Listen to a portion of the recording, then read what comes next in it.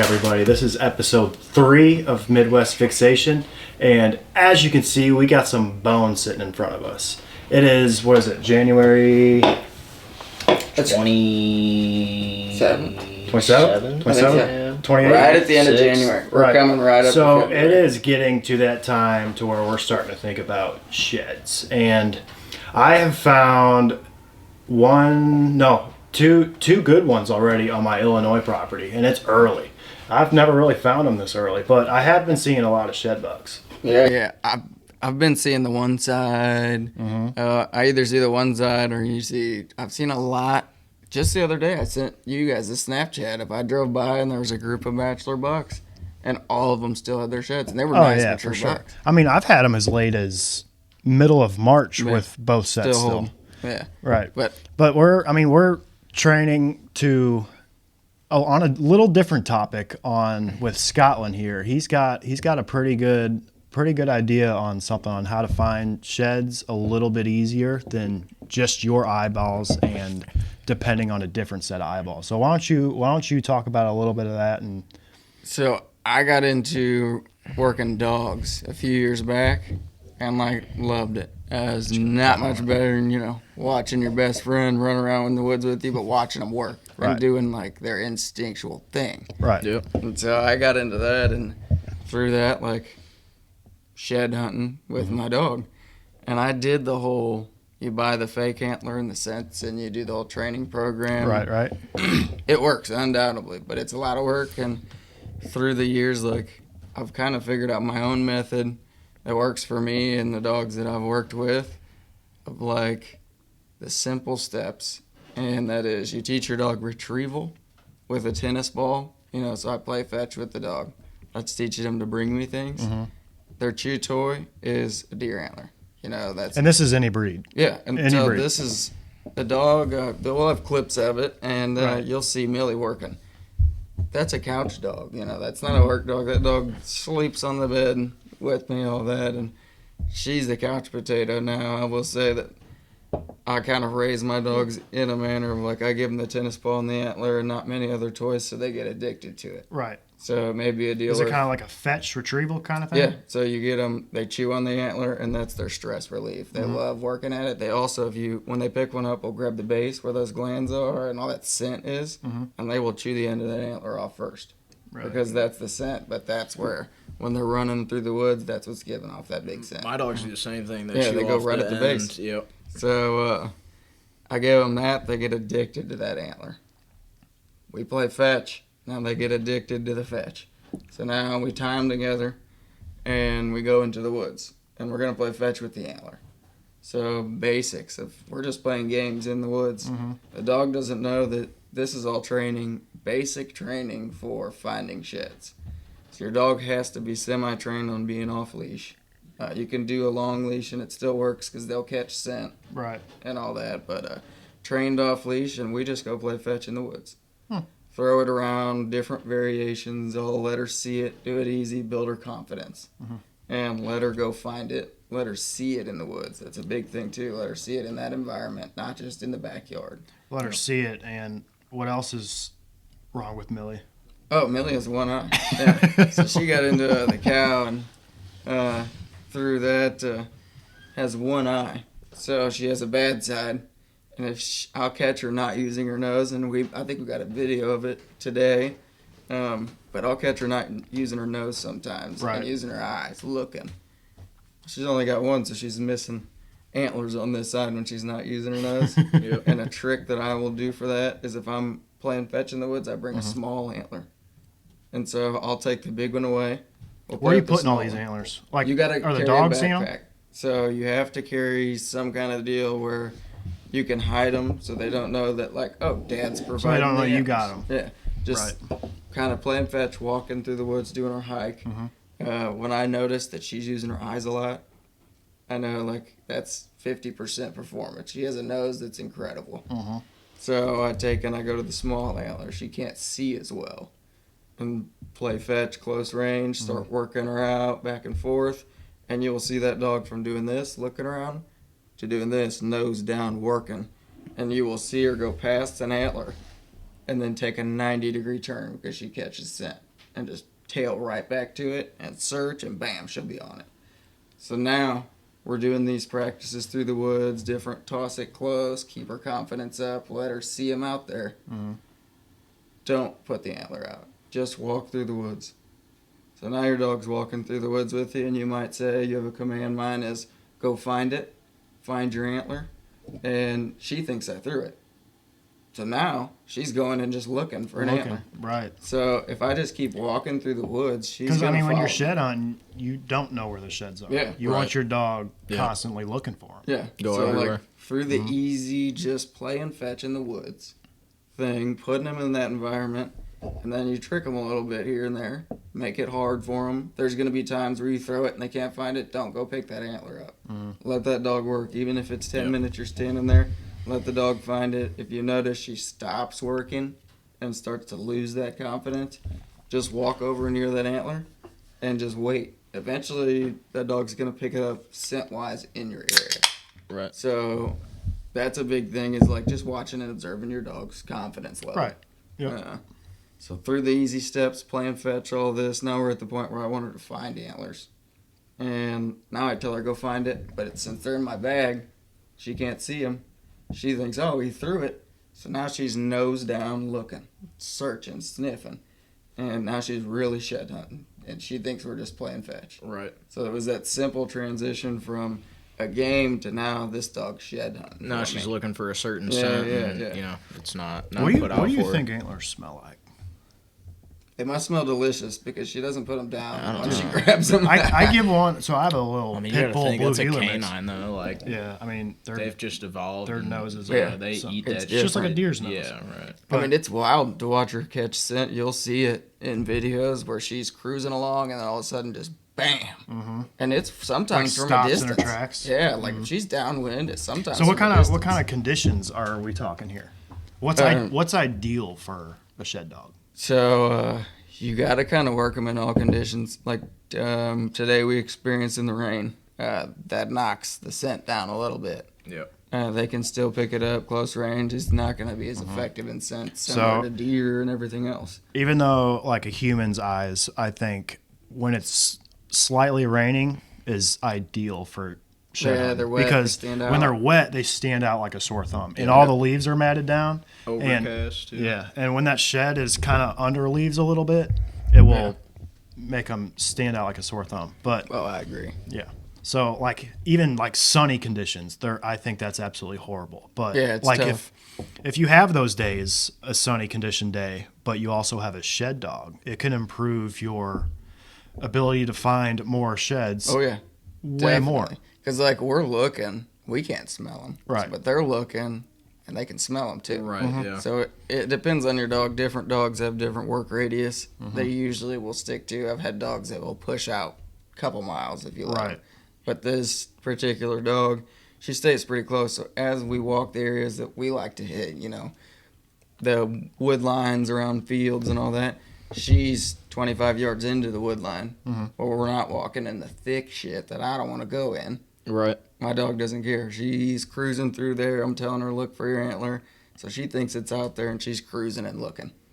So we got a couple guys in the field working, and that dog's using her nose in the woods where it's hard to see. Right. So it's a big advantage, and I really like watching them work, too. It's a lot of fun. Oh yeah. And it's rewarding once they do bring that antler. Right, especially when it's your dog. Yeah. Yeah. So my uncle had a little chubby Chihuahua.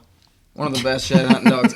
One of the best. I think shed them dogs. small breeds are better. Dude, my healer is a monster at finding sheds. I Right. had a Catahoula that was really good. His name was Hank, and he lived to work. He didn't really care to be a That pet. dog was an asshole though. He wasn't. The deal was he was a work dog. He wasn't a pet. He didn't really care about me, you, nothing. Big difference He wanted there. to go work. Yeah. Yeah. It was not an inside dog, but Catahoulas are notorious for being hardcore work dogs. Right. But he played the part very well. He's a good work dog. He would do anything I told him. I put him on cattle, sheds. I've worked him a little on blood track. You showed me that one picture. He found that big old deadhead. Yeah, the only thing with Hank was when he found something he liked, like that big deadhead, he would go down in there and not come back.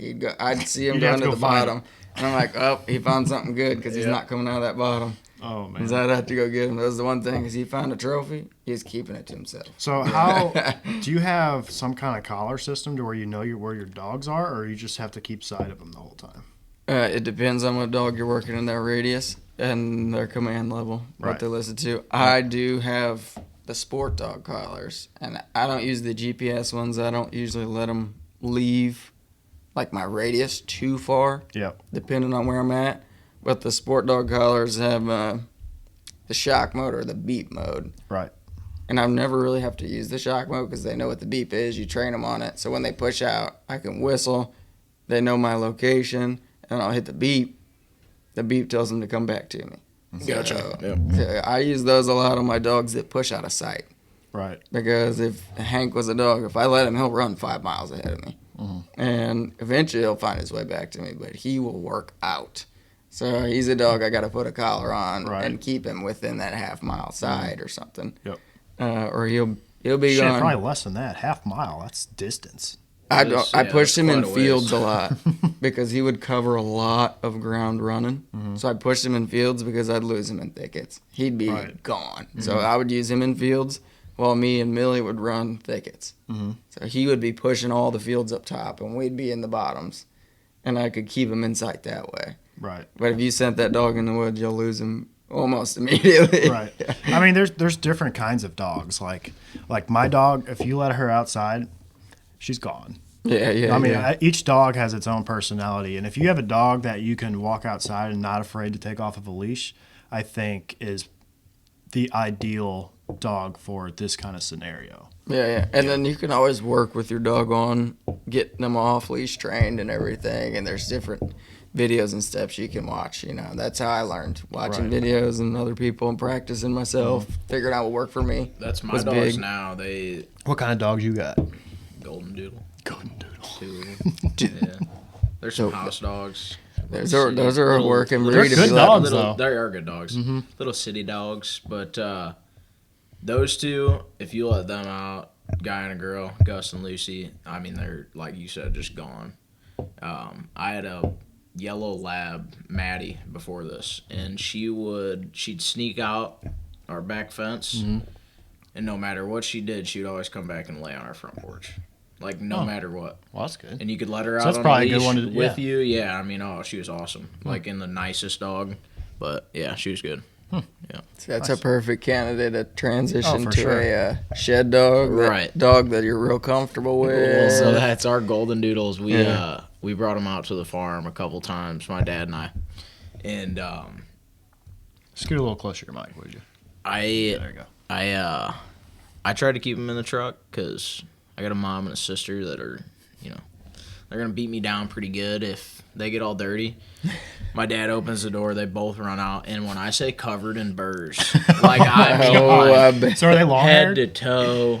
I mean it's like that like matty, like kind of curly-ish hair. They're thick haired. Yeah, Very it's thick a hair. pain in the ass. What to kind, get what kind of out burrs are you talking? Like those little cockle burrs, or them like little bastards? Or the like flat ones. You know what I'm talking about? Flat ones, seeds. Like the triangle almost? Yeah. Yeah. those ones, and then the sticks too, with the prongs at the end of them. Oh yeah. I don't know what they're called. Fuck but them things. Yeah. I mean, like They're from the covered devil. in them, dude. Terrible. Man. Anyway. All right. So keep going.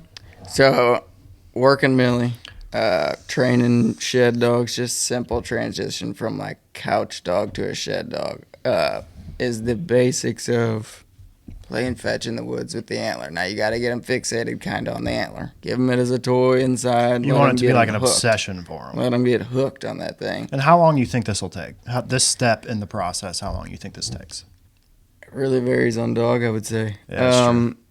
A lot of mine, I've been fortunate to work from puppies. So right off the bat, I've got them on it, and that's just what they know. I've rehomed and fostered a lot of dogs that were older that I did the same thing with.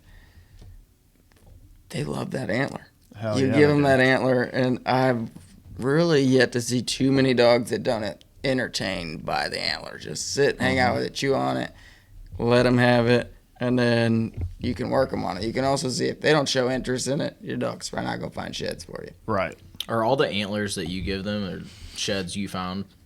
It depends. So, well, you're only going to hear it here. So I'm the only person that I've heard to give this cheat code out to. I'm giving up my secrets here. So when I don't have antlers to work with, they're kind of expensive. And So- to just go buy them to work with Dude, is a little- expensive. That is why I asked you, because I went to PetSmart, this was a couple weeks ago. I'm sitting there looking at these elk antlers and deer antlers that are, first of all, cut in cut. half. A Yeah, chunk. cut. Yeah, it's a chunk. Yeah. And it's like $15-$20 For this long. can't I'm pick I'm with looking that. at a bucket of sheds. I'm like, man, this is Gold $1,000. Yeah, seriously. yeah. Unbelievable. So, dude, that's when I was working dogs, getting into it and all that. I did the whole system where you buy the fake antler and all that shit. Yeah. And I'm like, this is all getting expensive, and I need more antlers to train with. Mhm. I was in a pinch, and I needed antlers. It was out of season. So, Called Phil. well, I actually have a boy. He has a shitload. He's a monster. He's probably better than my dog at finding them. I think he uses his nose, actually. Ain't But- that big. Come on. So my cheat code is antique stores and flea markets.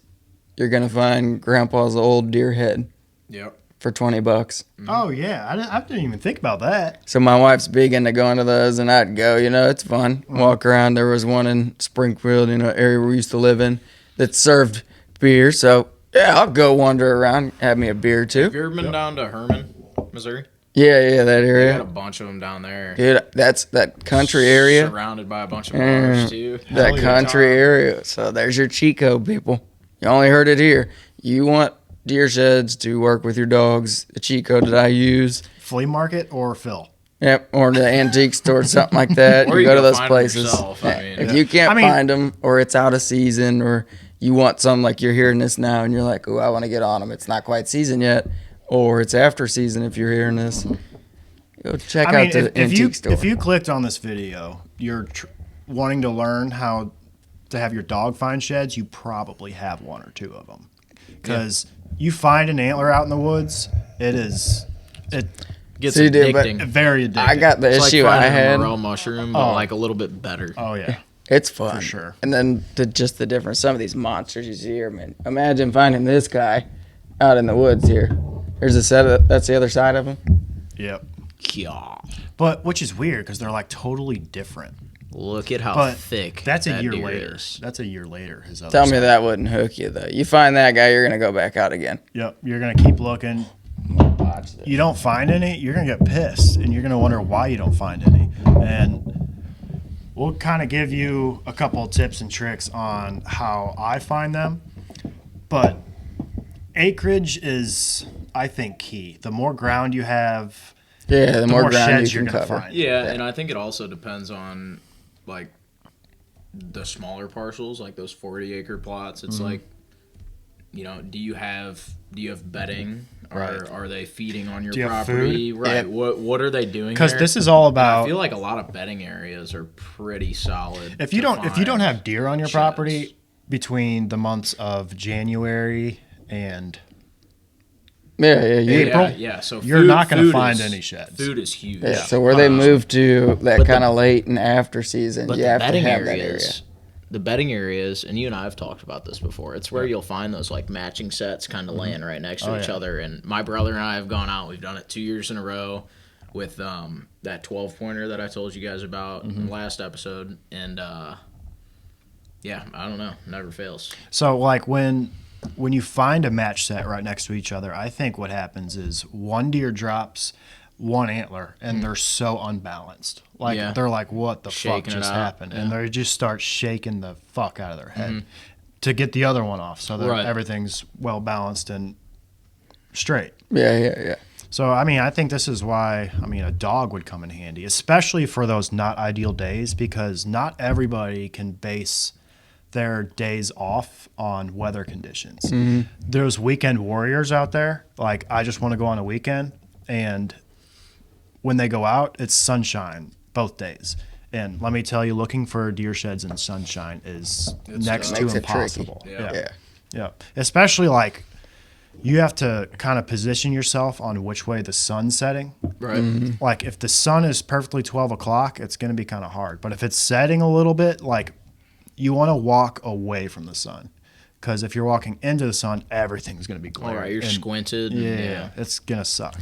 That's another one I like to do if it's bright out. Like if you find a good cedar thicket and it's just that like mossy ground, not a lot on there. That's just a fun one, just because you can just walk and your eyes will catch it. Right. For sure.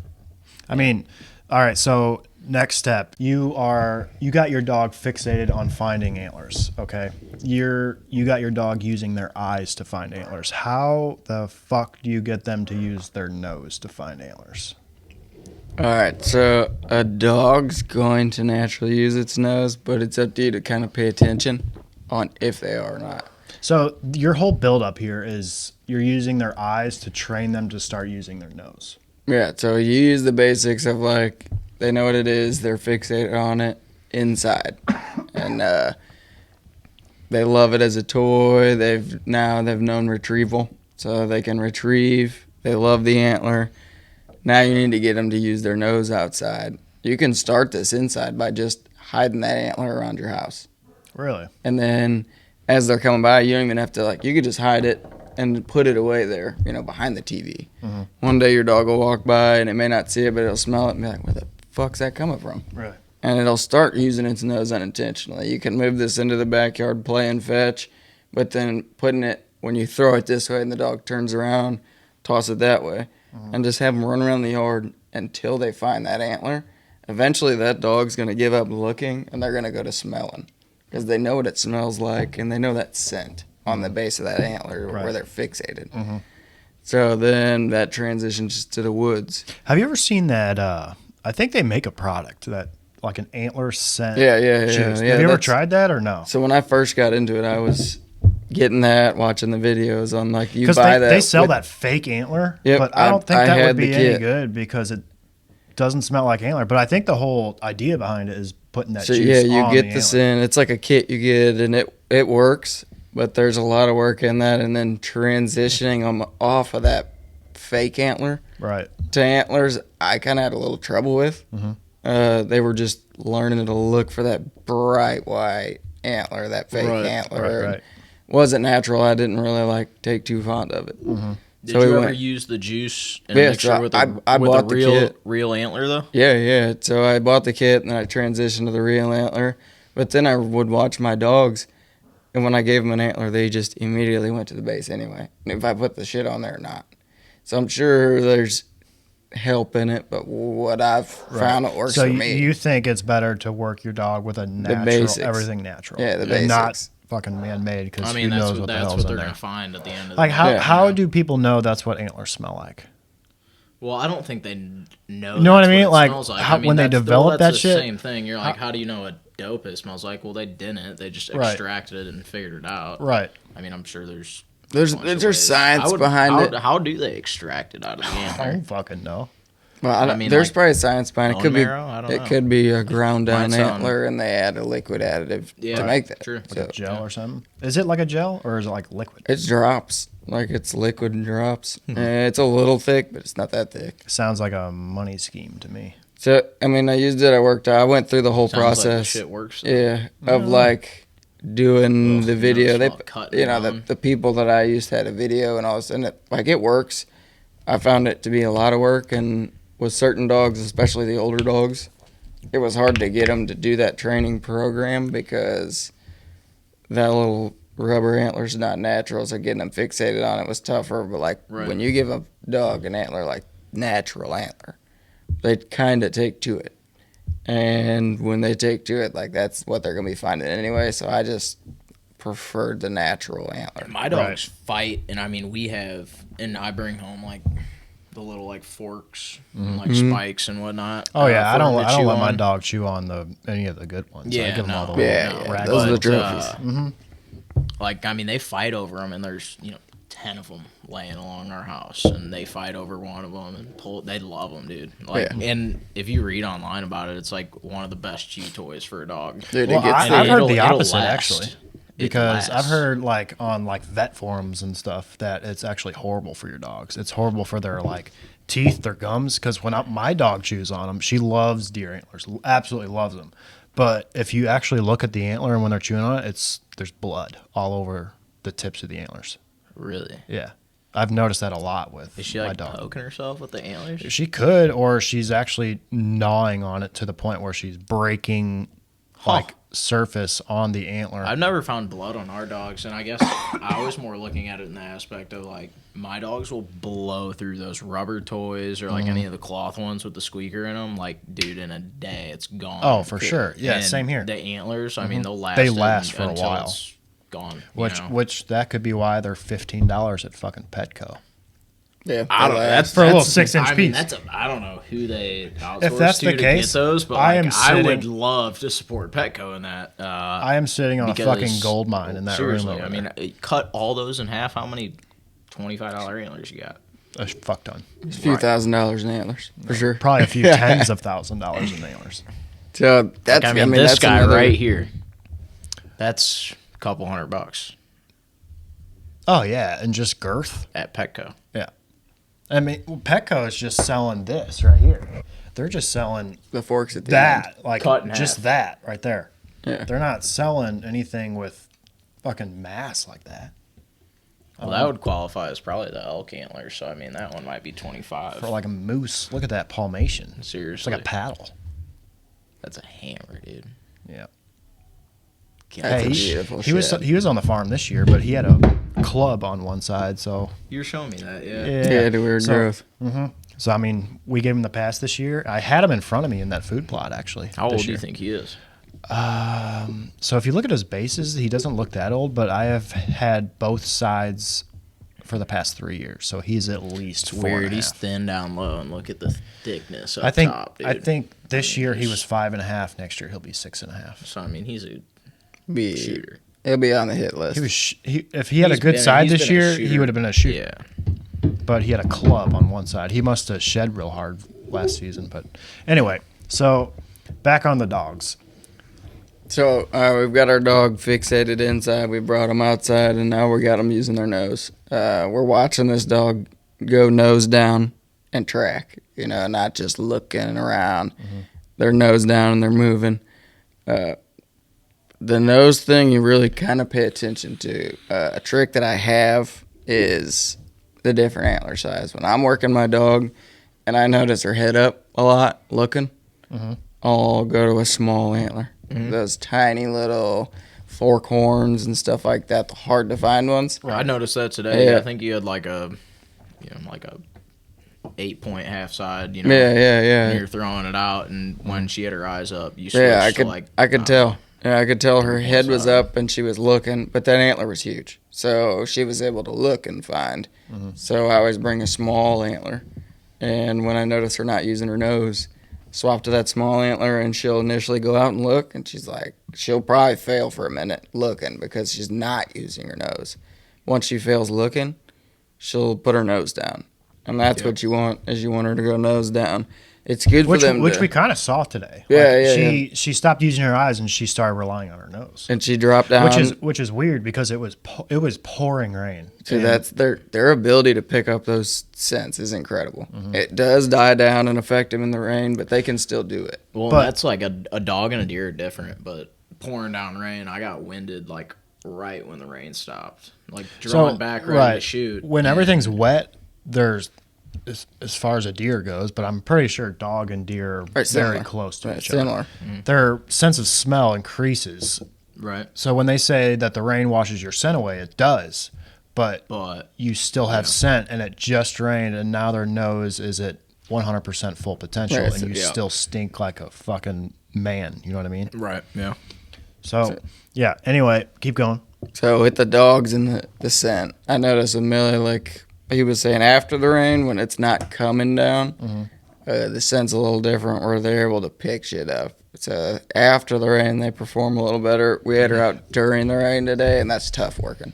Right. That's hard to work them in, but they can still do it, and you'll see in the video there that she will come down a trail, and after we've kicked her off the big antler, we're on the small antler, forcing her to use that nose. She'll come down a trail where an antler may be 10 or 15 yards away, but she'll catch scent of it, even in the rain. And you'll see her just take a 90, boom, and she's over there, and now she's combing by the foot. Instead of just running, she's combing by the foot, searching. And so that's Phil and I, we watched her run right over an antler, and that was like kind of one of those using her eyes. One eye. Right. Yeah. Yeah, use her one eye. Yeah. It must have been on her left side. Here's her bad side. Yeah. Right. But yeah, you kind of noticed. She kind of came back to you, sat down, and she's like, "All right." Yep, I didn't see it. Where's the fucking antler? Yeah, I didn't see it, Dad. Go find it. And then she put her nose down. Yeah, yeah. Yeah, she figured it out. And that was like you guys noticed of her going like this, head high. That's her not using her nose. She needs to go nose down, and then you know your dog's searching with her eyes and her nose. When her nose is down, she's still looking with her eyes. But her nose is her best quality. We can look with our eyes when we're shed hunting. If she's going to see it, I'm going to see it. So I need her to work with her nose. I'm working with my eyes. See, I'm excited to see it this season with Millie out there. Out there and in just season. like, I'm excited. You know, like what sheds would we not have found? Yeah, you know? Like, and it really what is. What did we like, miss? What was under that leaf or something? Oh, for you sure. know? And that's where the nose comes in huge. Yeah, I would I'm say. sure your eyes might be better than ours too, but Oh yeah. it's That's another thing about in the woods when it's good for you too of even doing that. If you're not going to work a dog and you want to shed hunt, go out there and throw that antler and just see it yourself in the woods. Right. That helps you. Yeah. You know, it helps yourself, it helps your dog. All around, it's a good deal to practice that. But with the dog, it's a big deal, and you want them to see it, but you also want them to use their nose and smell it. Right. So I'm excited too this year, taking Millie out there and putting her. Especially on the lease. Yeah, we got really good ground this year to work. Phil finds a lot of antlers at this lease by himself. But then running again, around. I mean, I hunt 3 farms, one southern Illinois and 2 northern Missouri. Yeah. And all 3 of those farms together, that's 1,100 acres. Right, you got a lot of ground to cover. A lot of very good lot of ground. footsteps. Yeah, a lot of very good ground. So this year we're gonna have the advantage of the dogs. We'll have a bunch of us out there this year searching. I'm excited. I've never tried to do this with a dog before. It's cool. It's And cool watching them Millie work. today, I'm confident we'll start stacking. So today's footage is she hasn't worked sheds in 2 years. I haven't pushed her or worked her in like 2 years. She had the eye thing last year, so we didn't push her on anything. It was mainly about recovery. The year before, I think we were moving or building. We might have been building our farm, and so we didn't have time. I didn't get out there, so I didn't realize the eye thing was so recently. I thought that was a couple years back. oh, that was like right before we moved up to the area. Like finally got healed. Gotcha. So she hadn't worked in 2 years, and that was my 3rd time taking her out in 2 years. So, like, her performance today... You think she just picked up right where she left off, or you think she took When some I work first took her out, did she just wanna play? Another deal is you got to acknowledge, like, when you first take your dogs in that environment, give them 20 minutes to just run. Because Right. they're going to be so excited that you cannot work with a dog that's just, like, so that excited and worked out. Let them get their wiggles out. Let them run. Yep. And Millie was that way. She So, didn't really know. back on that fetch game, you just take the antler, you just keep throwing it, let them so run go around out there with and it. let them. You're just burning them with that antler, running them, getting them their wiggles out. So, when do you think a good time frame is to stop and start testing their nose? Once you see your dog and you're working, you'll notice like they'll actually listen to you. When you first take them out there and you tell them to sit, they probably won't. They're Right. so excited, but they'll get to the point after a few throws and they're used to it that they'll calm down and they'll listen to commands. Once you've got them to where they'll look at you and listen, now it's time you can practice what you've been working inside, what you've been working in the backyard, Right. and you're doing the fetch. But now you can make it tricky.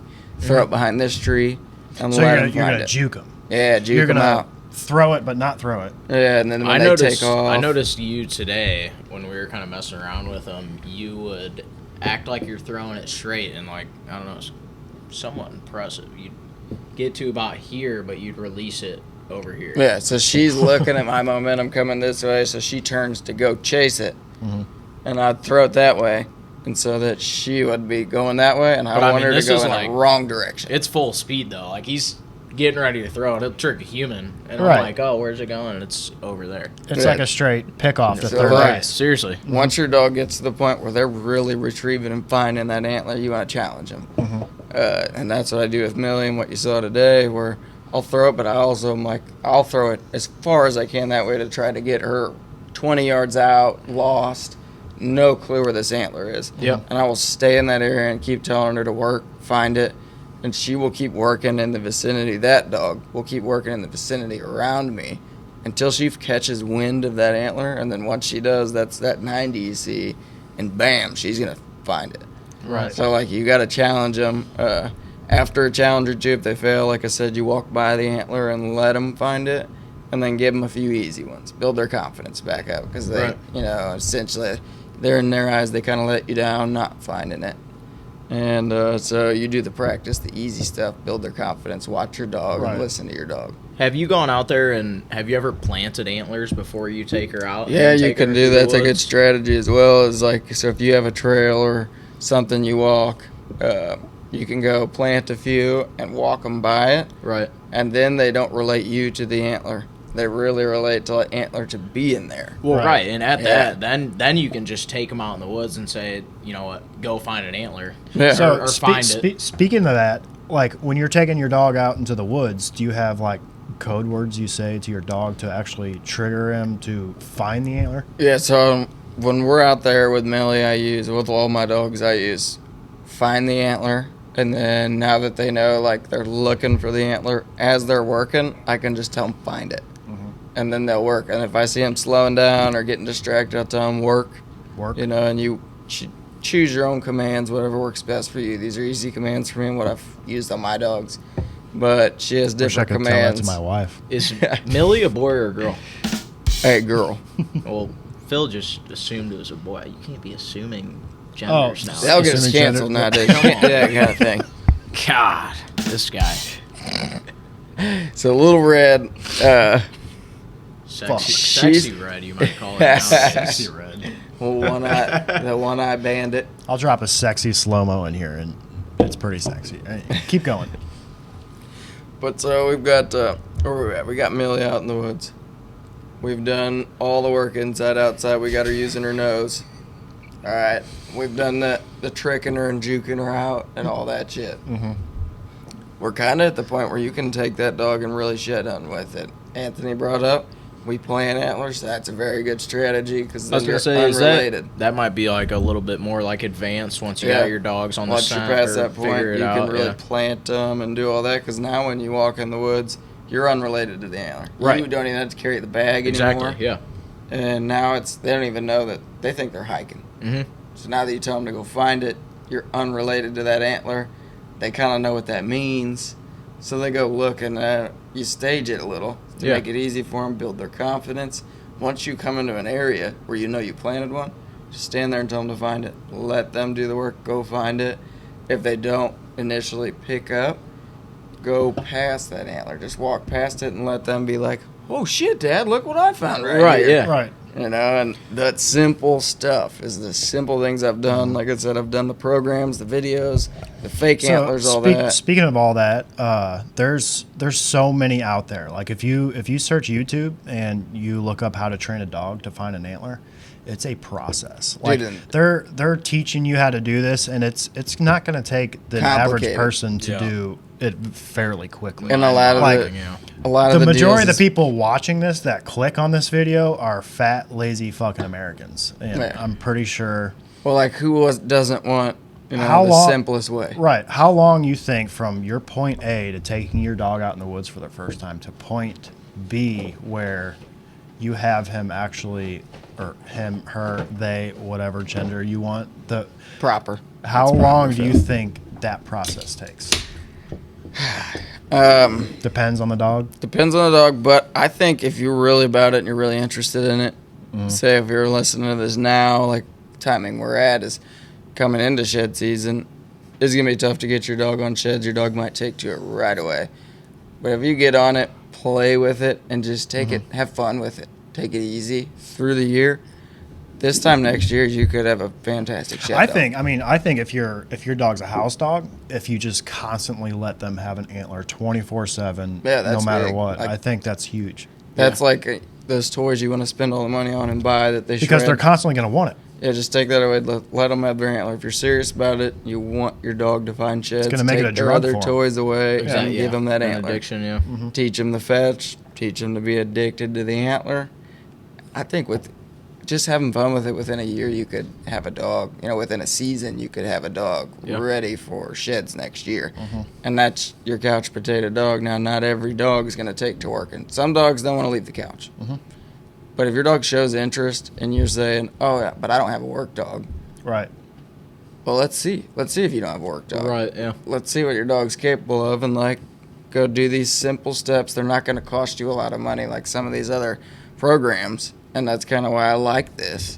Is it's simple. Give them an antler, see if they show interest. Play fetch, see if they play fetch. Right. If they do those two things, that dog really could be a shed dog for you.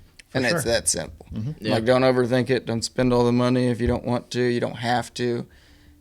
Just getting them addicted to the antler. If they show interest, that fetch, playing outside in the backyard. Dude, take that dog hiking with you, Oh yeah. and that dog will find sheds for you. Hell yeah. So you don't have to put in all this crazy work and money and all this. So you can, and it does work. Those Right. things do work if you're willing to put in the time, effort, and money. Right. But if, you have that dog where you're like, she's 6, 7, she's a couch potato, what's she going to do? Try these simple things. Right. And you really could have a shed dog on your hands. Yeah. All right. So we gave Millie a big spotlight on this podcast. So let's give some of your other dogs a big spotlight. You have, for the people that are running a lot of livestock on their farm, no matter that be chickens, ducks, goats, You name Well, it. everything. you Yeah. name it. You name it, he's Alpacas, got it. Whatever. You got a couple more dogs that have a big role in your farm. Let's talk about them for a second. Yeah, we got 5 in total on the farm, 3 inside, 2 outside. Right. My outside dogs are my work dogs. Millie is on the inside dog brigade. I got a Catahoula mix. I got a purebred Catahoula. I got Millie, who's a red heeler. And my 2 outside dogs are an Anatolian mix with a Great Pyrenees. She lives with my ducks and guards them. She's about 3, and I've had her since 8 weeks training. And my other one is trained on large livestock, not large, but goats and lambs and all that protection. And she's a Great Pyrenees purebred. Okay. She's about 2.5. And these dogs are 24/7. They live with them. That's important with the livestock. Do you have dogs. like an exterior thing they can chill in, or are they just going to take the whole environment? Dude,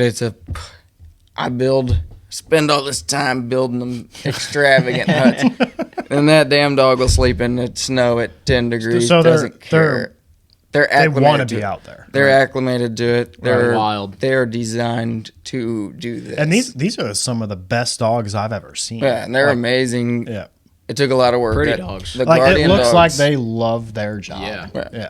I'll say, they might be more spoiled than my inside dogs because of how important they are to, they protect, our livelihood on the farm.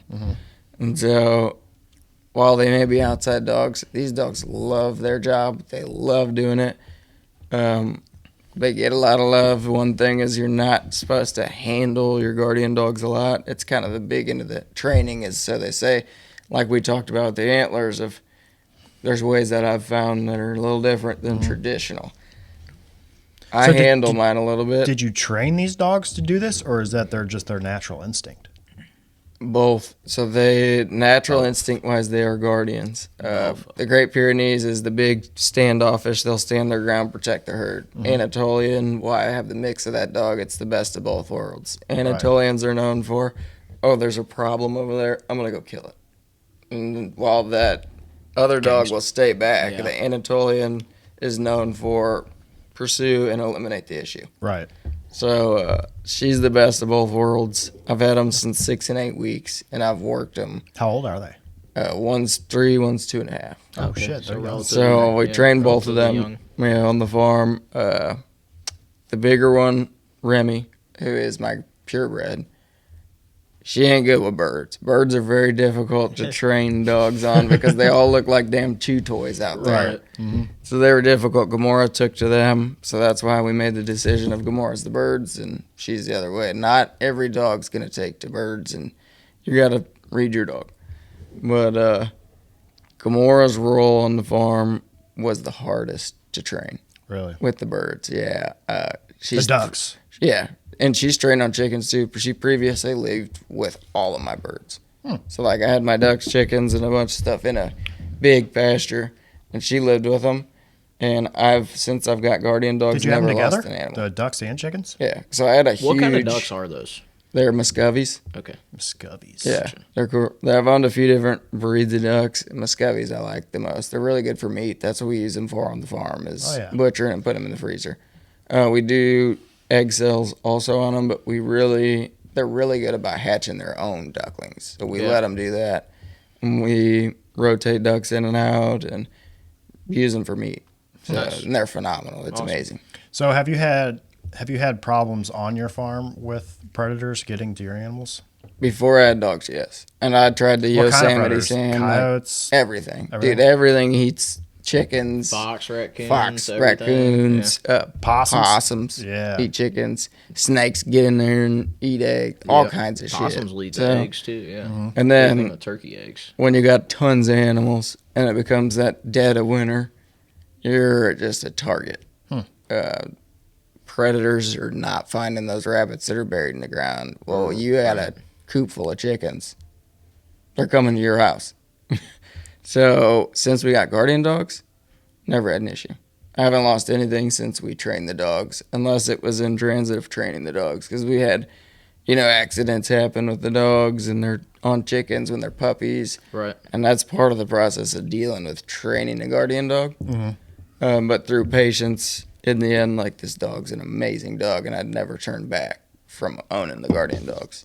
Like, they changed the farm for sure of protection, and now I'm not worried at all. Like, I go to sleep at night, and if I leave all my chickens out and their coop open, nothing's getting in there.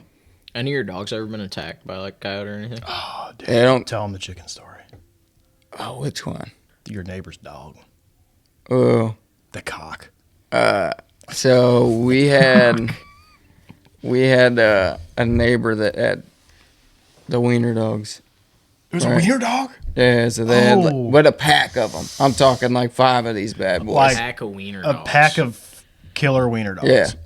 It sounds goofy, but to a chicken, that's a threat. Okay, that's a threat. Find a fucking video of this. So these guys get out of their yard. They come wild. over, and we have a rooster. His name's Danny. After Danny Masterson, like it or not. But How big is your cock?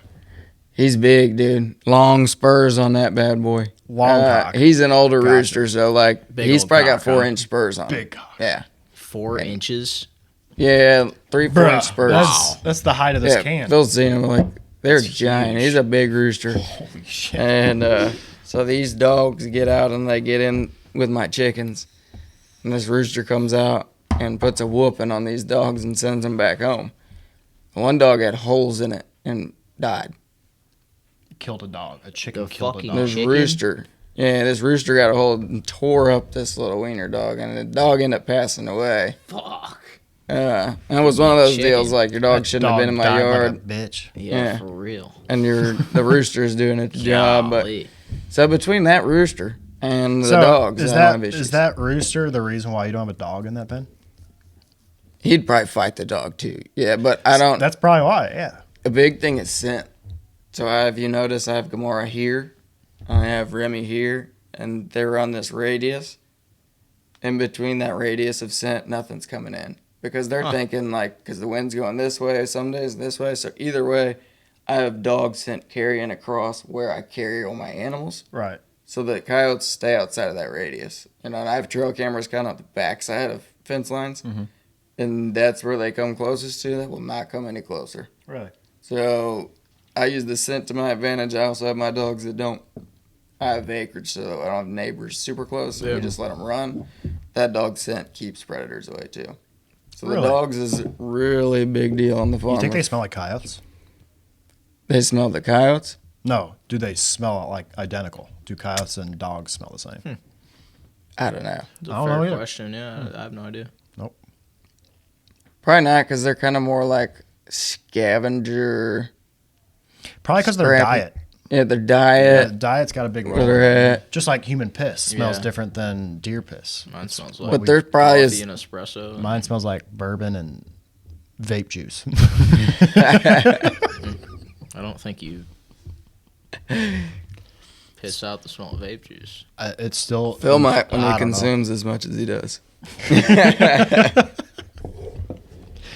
But yeah, the Oh, dog scent thing's a big deal around the farm. Of they're positioned even where they're at. So at a certain since you've spot. had these dogs placed where they're at, have you ever had any problems with No. anything? The only thing that it wasn't even a problem, but one time I came home from work at my old farm down south, and that was a big pasture.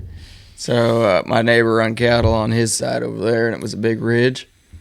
And about 150, 200 yards out my front door was this ridge, and I came home from work and seen a big red dog on the ridge, and I thought it was my healer. And I opened my truck door. Oh, and Red? But Red jumped in the truck with me. Oh fuck! So I look over, and it was a coyote watching my birds and dogs, waiting for my dog to go away for a chance to come in. So I went inside and got the deer rifle and eliminated his ass real quick. Nice. But I will say to date, that's the biggest coyote I've ever taken. It's somewhere I have a picture. I'm holding him by his back feet, up here by my head, and his nose is still touching the ground. Now, I'm not that tall. Yeah, I was about to say, But that's a big coyote. Sounds Okay. like a pup. No. So it was a newborn. It was the biggest coyote I ever shot, and it was a freaky deal. Really? It was a freaky deal. I came home. I shot a coyote last year, but obviously I shot it with a bow, and it was a rage broadhead. I hit him. I punched him right in the shoulder, and it came out like close to his hindquarter. Yeah. And dude, that exit wound, all of his guts were hanging out of that exit. Yeah. wound. He was tripping over his intestines as he was running away. It was the coolest fucking thing I've ever seen. Interesting. I showed you a picture of Luis. We got to get Shot some that coyote with the quality coyote 308. hunting content. The exit wound after that 308 passed through that coyote looked like he threw a beer can through the side of that thing. It was Sheesh. ridiculous. Yeah. But With a bow or rifle? he shot it with a rifle. Oh, what But caliber? That 308, dude. Fuck. Dude, there was Yeah, the that's a shoulder round. was just folded open on the backside. It was wild. We're good. And it was like 30 yards of 308. Just blasted a hole in Hey, this the damn best thing. coyote's a dead one.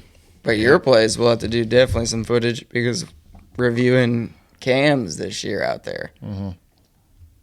How many coyote pictures did we see on a daily basis of that Right. one creek crossing? You got to. They were hammering through there. On that one If you lease, sit yeah. on a creek crossing, just like get on a hill above it or something. That's the same with ours. We got this one spot, and you can call coyotes in all day. Yeah, dude, they I mean, hammer just- through that. Yeah, they run those creeks and whatnot, and just find the little critters and whatnot that are in them. But Damn. yeah, Right it's a on. lot of fun. I love. So shooting coyotes. you're I want to know what you use your goats for. Those what kind of goats are those? They're Kikos, and one's a Kiko. They one's look like a damn Spanish mountain cross. ram goat. They're big. Yeah, yeah. They're Ever big. played it all with any fainting goats? Dude, I know some people that have had them and stuff. Dude, I want to mess with one so bad. That's why I Apparently, don't it's own 'em. dangerous for them because Well, apparently my they, neighbor like, up at get all fucked my up. neighbor at Illinois, he's got a bunch of them, Yeah. and I found out by it wasn't my grandpa. Somebody told me that they were fainting goats, so I had to try it. Of course. So I'm driving by my neighbor's house, and all these damn goats are outside. I tap the horn. These motherfuckers fall over. Like they're maybe 10 feet away from the truck. So funny. Oh, and every time. But the landowner figured out that I was doing that, and he confronted me that it said to fucking stop because it's actually dangerous for the goats. Right. I don't know if that's true or not, but I didn't do it ever See, since. that's- respect for my neighbor. That's why I don't. I was just young and dumb, just doing stupid shit. Yeah, that's why I don't own them because like that's intrusive thoughts things. It's gonna be a tough battle every day. Right. Yeah. Right. So out of the safety of the goats, we won't get to the Having painting a bad goats day, I'm gonna yell at this goat. because it is a little funny when they do Oh, it. that's hilarious. Have you pretty seen all these funny, videos on yeah. YouTube? They're so funny. But no, ours are Kikos and Kiko Spanish. We use them for land clearing, so we have a lot of timber on the land. It's way easier to pin off an area, put those goats in there, and while I'm at work, they're at work clearing trees and underbrush. Right. They'll, like a deer does, rub on a tree, except they'll rub the whole bottom of it and kill the smaller trees.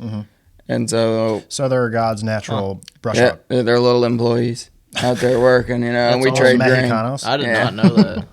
So dude, they literally create pastures for our farm. So like you look out the door, there's that one kind of wooded pasture it's coming in. That was dense timber. And we put them in there. They cleared it out. We came in with chainsaws and finished clearing out some other stuff. But they really do a lot of work on creating pastures and then keeping that underbrush under control. So they're handy to have I would have around. never guessed that. Damn. Really? Yeah. Wow, that's crazy. The So, why do you have a dog in with these goats? I feel like these That- goats can hold their own. Definitely. He's a big boy. He could definitely hold That's his what I'm own. saying. It's a big-ass Pete, goat. Pete and Clyde could scrap. They had to. And Clyde. Pete and Clyde. So she was trained when I got her. Down south we had sheep, and so she lived in with sheep protecting the lambs because you pull your ram whenever the lambs drop, and that protects them. So she's the protection for them. Whenever we brought her up, we weren't sure if we were going to breed the goats, whatever. So we got her used to the goats in case we do that down the line. The goats don't need protection, but having her in that pen's one of my bigger pens. So it's the most area she can run and patrol. So that's why she's in with them specifically is she's just a giant deterrent on my farm. And it's also between my cattle. So she's kind of protecting that area with her scent, and she's mouthy. That dog likes to bark at shit, which is kind of annoying, but at the same time, What she's keeps supposed to everything do. away, yeah. And it's hard to discipline that because, like, if she is barking at something, I don't want to discipline her and tell her Right. not to. So What do you think's more effective, a donkey or a dog? Gotta be a dog. if I had to fight one of the two, I'm taking the dog. But I think a dog is. It depends on your scenario, but I think a dog is so I think effective. kicked by a horse. I feel like yeah. Yeah, if you've ever been that like, wasn't chased, even funny. That was like life threatening there. yeah. if you've ever been in a situation with a horse or a donkey or a bull or whatever, like I'd rather deal with a dog, but I think a dog is more effective as far as all that. The advantage to the donkey. See, I've never fucked with a bull, and I got this little itch, and I'm like, I feel like I need to fuck with a bull. You have to come on the rodeo trail. It's a lot of fun. Probably should. We'll definitely do an episode. The rodeo. We have something in the works. Hopefully, this coming next deer season, we'll link up, and it might be a really, really fun episode if we can make it happen this year. We're not going to leak nothing. We're 'cause definitely there's- going to make it happen. There's for got to sure. be a lot of fun guys out there. That, Yeah, the rodeo trail's fun. We'll have some people on and They're share fucking some stories. wild. I'd imagine. Them so. boys, I mean, Wild. they're fucking. them boys are wild and a jumping lot in of the back fun. bulls, so. Yeah, you got to be a little crazy. So just hanging out with the guys that are crazy enough to do that are a lot of fun. Right. Oh, Well, yeah. we covered a lot in a very short amount of time. Anything you want to add? As far as working dogs, I really take into the fact that you don't have to spend that $1,400 on a dog that you can't afford, or $2 or $3 for the training. If you're really interested in it, you really kind of want to put in a little work, do the simple steps, like we talked about today. You follow the simple steps, it's gonna kind of tell you whether your dog's gonna do it or not without you spending a lot of money. Right. And then through that, you might not spend a lot of money because you might end up with a shed dog at the end of the simple steps. Right. Yeah. So I have a question on that. When like if so say deer hunting, you're paying attention to the wind because the deer's nose. So are you paying attention to the wind for the dog's nose? What are you doing as far as the wind aspect, or do you even care? 50-50. Like, say you're looking for sheds, are you walking into the wind to benefit the dog more, or That dog's going to work in every direction kind of deal. They're going to Okay. zigzag. They're going to do all gotcha. that. When you're working with the dog, look at it as like just another person out there, except they're using things you can't use. So you're just working, you're beating down your areas you usually go. Just bring that dog with you and let it hike with you. You don't even got to push that we're out here shed hunting. Yeah. right? Once you've done them simple steps, if they come across an antler and you've trained them to go find it and all that, they're going to work for you. And doesn't matter the wind and everything. There's advantages to it, but beat those areas down that you usually find sheds. Put your dog in success zones where I found them here in the past, and just work your normal areas, but have your buddy with you, running with her nose, and just really keep it simple like that. So that's what I've found that works for me. Also, of like input of, I don't always have the time to do the hard invested work. So the simple steps is what I found I find results in. Just the simple steps of fetching the woods, reading your dog, being confident, being happy, and just doing your normal thing. But now you just have a dog that's going to run with you. Right. And they're kind of, you can call it half-ass trained, but if that dog finds an antler, they're not going to put it down. Right. So I think through the simple steps, you'd be surprised on what you can find out about your little inside couch dog. Right. Well, hell yeah, man. I mean, I don't know about you, but I'm fucking excited. I'm really I've excited. never had another tool to find deer sheds. I have not either. It's going to be very exciting. I am Speaking excited of for the tools, footage we can get. I would love to hear what some viewers have to say about the fungi glasses. Oh, fungi. You ever seen those? Dude, there's special lenses in these glasses. I want to try them, but I want to try them. I just don't know if I want to spend the money on them if they don't work. So they're supposed to enhance a certain color, the same shade as antlers and like morel mushrooms, to find them easier in the field. You ever seen them? No. Dude, they're sweet. I'm gonna look at them real quick. Basically, what I'm asking is if any of you watching have tried them out, let us know. Yeah, drop a Maybe we'll review. grab a pair and Look at these. hopefully tell you more about them. Ooh, they're only $90 at Shields. Yeah, if anybody's More used than these, that. I might just try it. anybody's used these, They got let wood us know. frames. They got plastic Or- frames. If you have better luck with some than others. It looks like they're just blue lenses. I don't know. Maybe it gives off a certain like UV for a certain color. Millie, Oh, we'll have to Millie try could it. use Yeah. a pair. Or Sure. just fix her up a one-eye one. Stick Right it on her. Yeah. Well, we gonna close this out? We've been talking long enough. Yeah, I think this is just the beginning of shed season, so I'm Dude, I am excited. so excited. We have a lot of footsteps It's going to be a good go. time. Yeah, Yep. we are so excited. Lot of property to cover. We got a lot of time to do it too, because if you ever tried to walk, like one of my leases is 500 acres. You ever try to walk 500 acres in one day? I've walked 230 in a day. And So that's half of it. That's a lot. When we push dogs, I'll have a second dog with us when we go. We ran Millie today. I have that other Catahoula that she's shed hunting son of a bitch too, but she only works for my wife. She don't listen to me. So when we go out, She my must wife be will a female. yeah, my wife will be with us, and it's her dog, but she will work too, so it'll be cool. We'll have two dogs out when we go push for sheds, Right. and double our chance of success, hopefully. Hell yeah. So it'll Be a be good cool. time. It'll be good video content. I'm just excited for shed season, plus working the dogs, and all the new ground we get to run this year. So Hell yeah, I'm excited too. Yep. It'll be a good year. Right on. Well, we hope you enjoyed this week's podcast, and stay tuned next week. What are we gonna do? We're gonna bring. We might bring the other team members on we got for you to meet them, and it might be a bullshit episode. It's Yeah. gonna be a fun one I because think we should. Yeah. these guys are- introductions to some new folks. some hunting stories swapped. You know, Yep. we'll do their year-end rundown and swap some hunting stories. And Right. introduce you to some other guys on Throw the a couple team. wedding Yep. stories in there. Yeah. wedding stories. I just got married. Yeah, but well, it's going good at least. So, well, you'll meet them. They like to drink just like we do, and stay tuned next week.